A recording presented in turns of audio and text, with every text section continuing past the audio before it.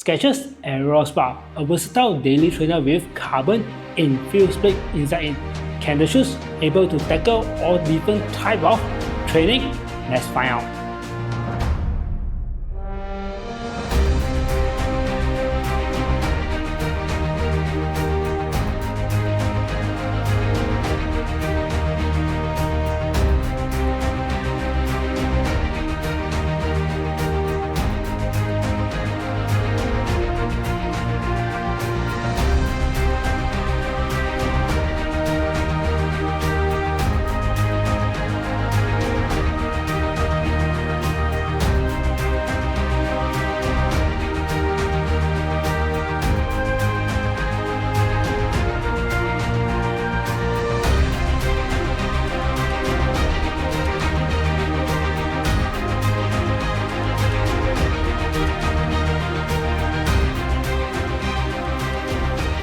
Hello guys, welcome to my channel. I'm Ken, one of the Malaysia running YouTuber. Today I'm going to talk about this pair of shoes. This is Skechers Aero, a versatile daily trainer with the carbon infused plate. It's a carbon H infused plate inside a shape like H inside the shoes.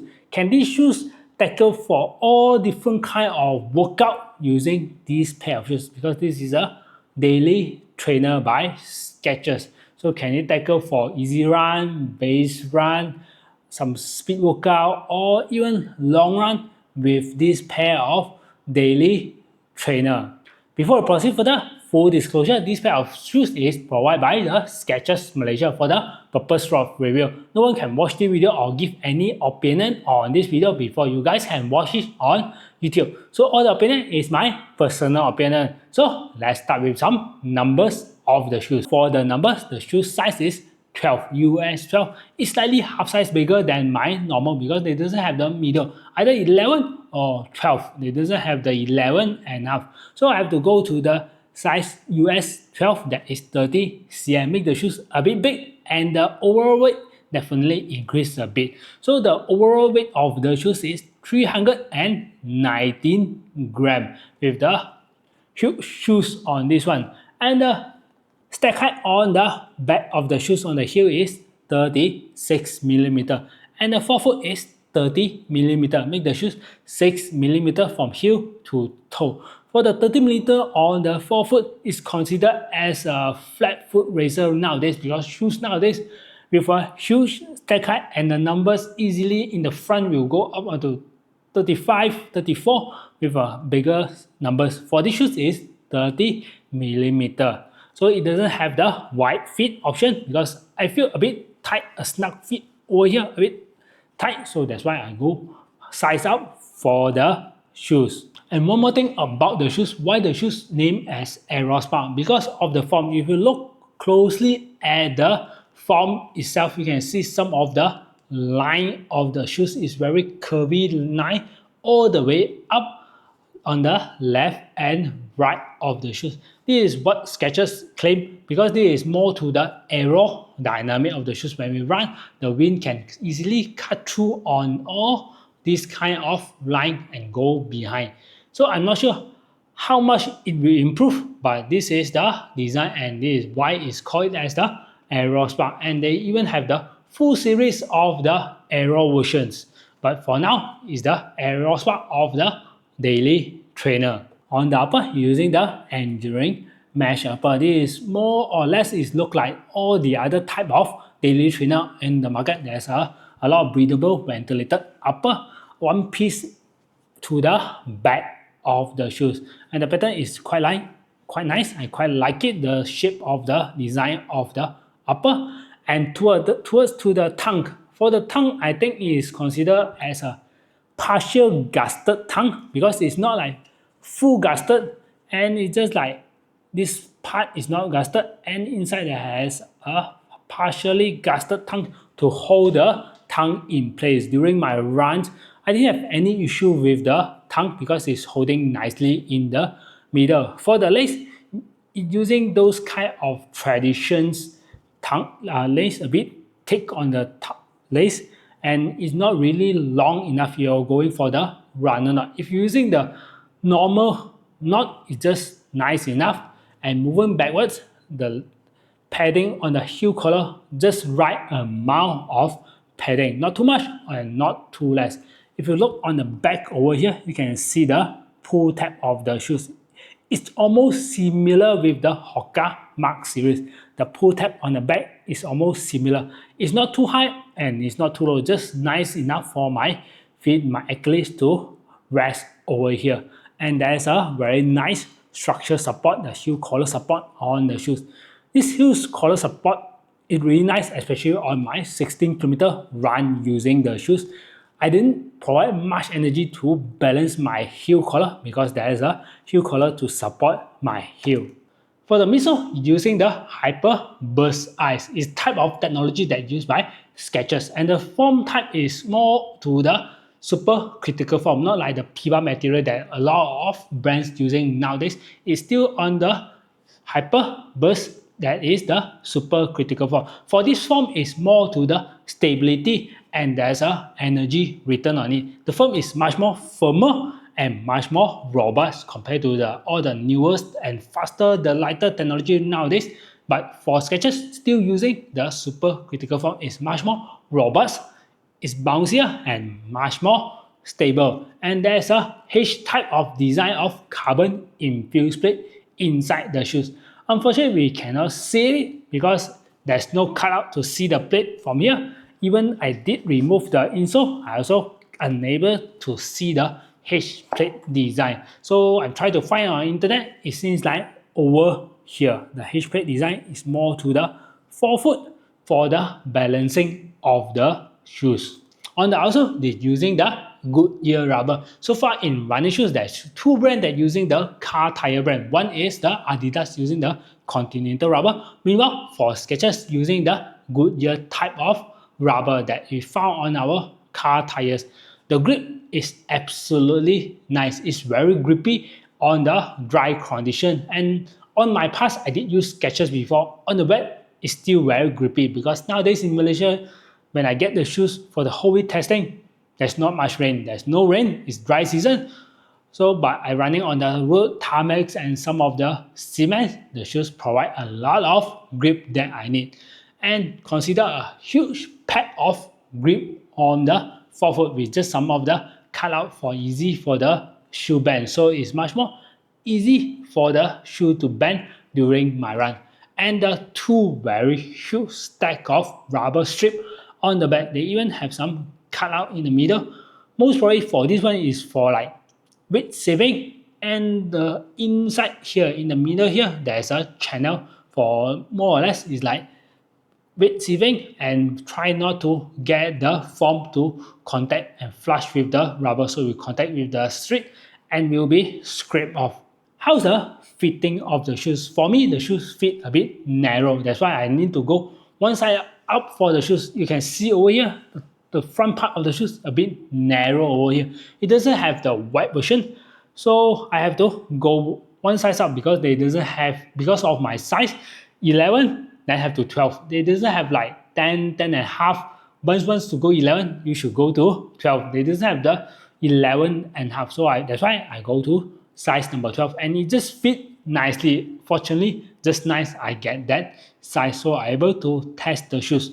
For the arch over here, it's considered just nice amounts of arch. It's not like really have a big normal arch, but it's considered is a medium to flat type of arch. If you remove this inner padding, the arch over here, yes, you can feel some parts over here. So when I press on it, you can see actually the foam is protruding out. Other than this, beside this foam, the arch area here is really good. So most of the arch support is actually come from the inner foam. So if you are a wide footer or flat footer arch, maybe you can try on these shoes, but make sure this part, because this part is actually going up, so it might rest your feet, our feet, the arch area might rest on this part. So it will be quite irritating if our feet arch resting on this part. You might poke on your feet and it's not comfortable. So for me, it just fit nice, and there's a wet padding on the insole. enough with all the numbers of the shoes. How the shoes ride, that is much more important. For me, I use these shoes out for 3 different runs. Long run, around 16 kilometer, and easy and just a base run. So the base run, I pick up some of the pace using the shoes and see how the shoes feel like. So total the shoes mileage right now is around 40 kilometer, and also still looking pretty good. Let's go with my first run. The first run is around 16 kilometer when I first using this pair of shoes. I'm not running outside because that day is hazy day, so I stick with the treadmill and I'm using the pair of shoes. When I'm running using the pair of shoes on the treadmill, first thing I've noticed of the shoes is straight to daily trainer. It's not like a really fast shoes that provide me like go to race pace shoes, but it can provide me all the pace that I want on the treadmill. So on the treadmill, I'm running around 5:15 to 5 minutes. When I land on the shoes, especially on the forefoot, I can feel the proportion of the shoes, the bounce, because the shoes design type is more to the rocker geometry. It's not so prominent rocker geometry, but it gives you nice amount of the rocker geometry. So when I land on the forefoot, it's easily for me to roll off. It's a very smooth sensation to roll off on my step because it's not like very aggressive. It's just a very smooth rolling sensation. It's just nice for the daily training running mount. So on the first run using it, I didn't find any encounter issue. Just only something very weird over here until right now I'm still encounter is this part. On the back of the shoes after 3 runs, I feel like something like pushing over me on the back of the shoes. This issue same as when I tried with the slower pace. Slower pace when I'm running on my easy pace around 7 minutes pace, when I land on the back, I can feel something actually is like poking on my heel arch over here. This part and both of my shoe, I encounter this issue when I try to land on the heel part. I'm not sure why. Is it because of this rubber or the foam? I'm not sure, but I still need to test it more and get the shoes in some mileage, see whether the foam will loosen up or not. But right now, I'm still feeling some of the foam when I land on this area. When I land on the forefoot, the midfoot over here, I didn't encounter. When I go with the slow pace, when I land on the heel, when I try to get the full rocker geometry, I feel something like poking on the back. I did try to remove the insole and I didn't find any issue. On my last run is more to the road, back to the road after because of first day and second day on the treadmill because of the bad weather.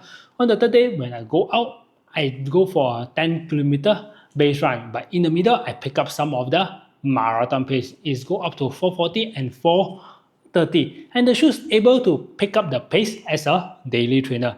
That one is the real world test, and I able to test the grip of the shoes. It's really grippy because of the place that I run is the tarmac asphalt, some rock, some sand, and some grass. Basically, it's everything except water because there's no raining. So the shoes able to provide me all the grip that I need from the shoes. It's really grippy and I easily to go left and right. Even though I ran a treadmill, the shoes giving me a lot of ventilation even on the closed area, the hot area there's not much wind go through, but it's able to provide me all the ventilation and the comfort of the shoes. What I like about the shoes, first thing first is a balanced ride. The shoes surprisingly well balanced. On the front, the top, bottom, the shoes is not like some of the shoes that heavy on the bottom, light on the top. This shoes is very well balanced and the versatile of the rocker geometry is really nice, except the weird feeling on the back. Other than that, it's very versatile and it's a very well balanced shoes. The next thing is the stability on the forefoot. Most probably because of the H plate on the shoes or maybe because of the form itself, the shoes actually is very stable. Even though the stack height is not really that high, 36mm. The third thing I like about is the upper. It's a one piece of tight upper. It's very comfortable and it's very breathable and ventilated. Some drawback about the shoes is the upper here. It's a bit narrow for my foot. I'm not sure about others, but I feel a bit narrow. That's why I go one size up from the shoes. The next is the H plate. Yes, there's a carbon infused plate inside the H plate, but I'm not really able to feel the proportion on the H plate. And the H plate is not really that rigid. You can see I can easily bend the shoes, the H plate itself.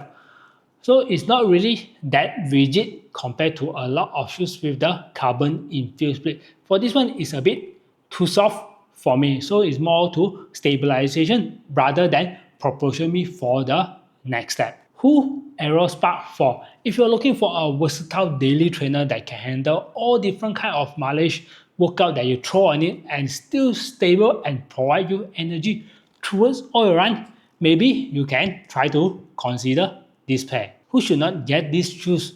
If you're looking for a much more fun shoes, a faster daily trainer, these shoes might not suitable for you because this is more to a daily trainer rather than a faster super shoes. What's my final verdict on the Skechers Aero Spark? For me, Skechers Aero Spark is a really versatile daily trainer. It can handle all different kind of workout that I throw on it.